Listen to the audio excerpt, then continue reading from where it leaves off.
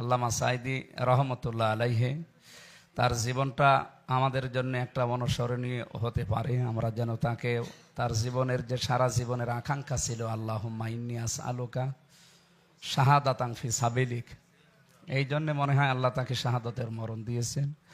আল্লাহ আমাদেরকেও তার পথে কবুল করুন, আমিন। আসসালামু আলাইকুম। আসসালামু আলাইকুম রহমতুল্লাহ।